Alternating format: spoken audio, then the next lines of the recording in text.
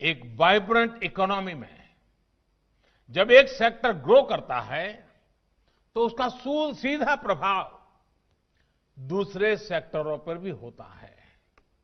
लेकिन आप कल्पना कर सकते हैं कि अगर एक इंडस्ट्री से दूसरे के बीच में बेवजह की दीवारें खड़ी कर दी जाए तो क्या होगा? तब कोई इंडस्ट्री उतनी तेजी से ग्रो नहीं कर पाएगी जितनी की उसमें ताकत है, जिसका तो करना चाहिए। एक इंडस्ट्री किसी तरह ग्रो भी करेगी तो उसका प्रभाव दूसरे सेक्टर पर भी कभी नहीं पड़ेगा। अलग अलग सेक्टर्स में इस दीवार ने देश की अर्थव्यवस्था का बहुत नुकसान किया है, सामान्य मानवी का नुकसान किया है। अब देश में जो रिफॉर्म हो रहे हैं वो इन दीवारों को हटाने का काम कर रहे हैं। अभी हाल ही में जो एग्रीकल्चर रिफॉर्म्स हुए हैं वो इसी की एक कड़ी है। एग्रीकल्चर सेक्टर और उससे जुड़े अन्य क्षेत्रों, चाहे वो एग्रीकल्चर इंफ्रास्ट्रक्चर हो, फूड प्रोसेसिंग हो, स्टोरेज हो, कोल्ड चेन हो, इनके बीच पहले हमने ही ऐसी दीवारें देखी हैं। अब ये सभी दीवारें हटाई जा रही हैं, सभी अड़चनें हटाई जा रही हैं। इन दीवारों के हटने के बाद, इन रिफॉर्म्स के बाद किसानों को नए बाजार मिलेंगे, नए विकल्प मिलेंगे, उन्हें टेक्नोलॉजी का ज्यादा लाभ मिलेगा। देश का कोल्ड स्टोरेज इंफ्रास्ट्रक्चर आधुनिक होगा। इन सब से कृषि क्षेत्र में ज्यादा निवेश होगा और इन सबका सबसे ज्यादा फायदा अगर किसी को होने वाला है तो मेरे देश के किसान को होने वाला है। जो छोटे छोटे जमीन के टुकड़ों पर जिंदगी पालता है, उस किसान का भला होने वाला है।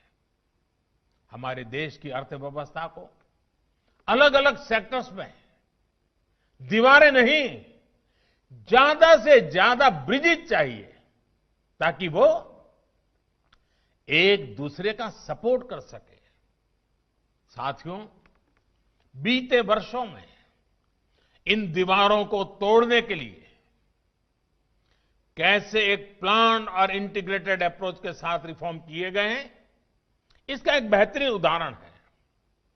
देश के करोड़ों लोगों का फाइनेंशियल इंक्लूजन अब हम बैंकिंग इंक्लूजन के से मोस्ट इंक्लूसिव देशों में शामिल हो गए हैं। देश के एग्रीकल्चर सेक्टर की और उस सेक्टर को मजबूत करने के लिए बीते वर्षों में भारत में तेजी से काम किए गए हैं। आज भारत का एग्रीकल्चर सेक्टर पहले से कहीं अधिक वाइब्रेंट हुआ है। आज भारत के किसानों के पास अपनी फसल मंडियों के साथ ही बाहर भी बेचने का विकल्प है। आज भारत में मंडियों का आधुनिकीकरण तो हो ही रहा है। किसानों को डिजिटल प्लेटफॉर्म पर फसल खरीदने बेचने का भी विकल्प दिया है। इन सारे प्रयासों का लक्ष्य यही है कि किसानों की आय बढ़े, देश का किसान समृद्ध हो। जब देश का किसान समृद्ध होगा तो देश भी समृद्ध होगा।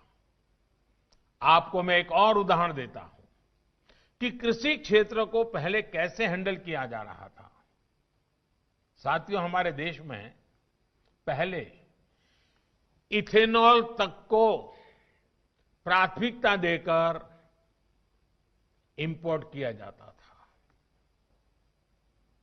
जबकि खेतों में गन्ना किसान परेशान रहता था कि उसका गन्ना बिक नहीं रहा या उसके गन्ना किसानों का हजारों करोड़ रुपए का बकाया भी समय पर मिलता नहीं था। हमने इस स्थिति को बदला। हमने देश में ही इथेनॉल के उत्पादन को बढ़ावा दिया। पहले चीनी बनती थी, गुड़ बनता था। कभी चीनी के दाम गिर जाते थे तो किसान को पैसे नहीं मिलते थे, कभी चीनी के दाम बढ़ जाते थे तो कंज्यूमर को तकलीफ होती थी। यानी कोई व्यवस्था ऐसी चल ही नहीं सकती। और दूसरी तरफ हम हमारे कार स्कूटर चलाने के लिए विदेशों से पेट्रोल लाते थे। अब अगर ये काम इथेनॉल भी कर सकता था।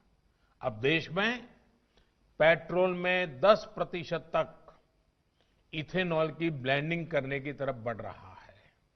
सोचिए इससे कितना बड़ा बदलाव आने वाला है। इससे गन्ना किसानों की आमदनी तो बढ़ेगी, रोजगार के भी नए अवसर मिलेंगे।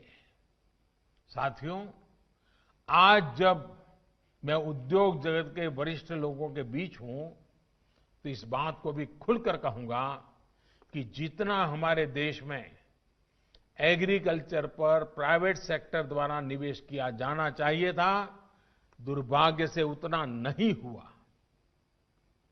इस सेक्टर को प्राइवेट सेक्टर द्वारा उतना एक्सप्लोर ही नहीं किया गया।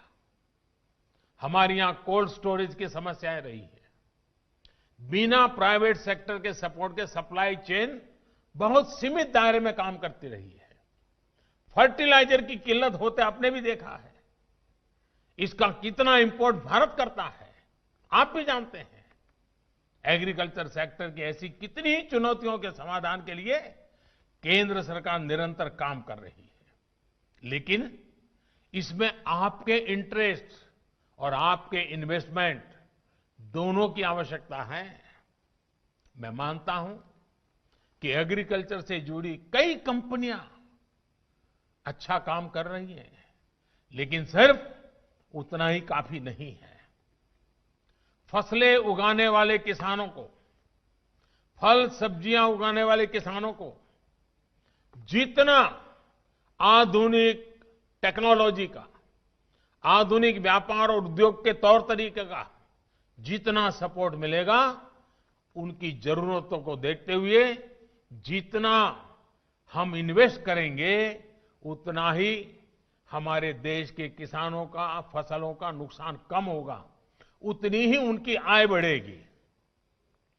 आज ग्रामीण क्षेत्र में एग्रो बेस्ड इंडस्ट्री के लिए बहुत बड़ा स्कोप है।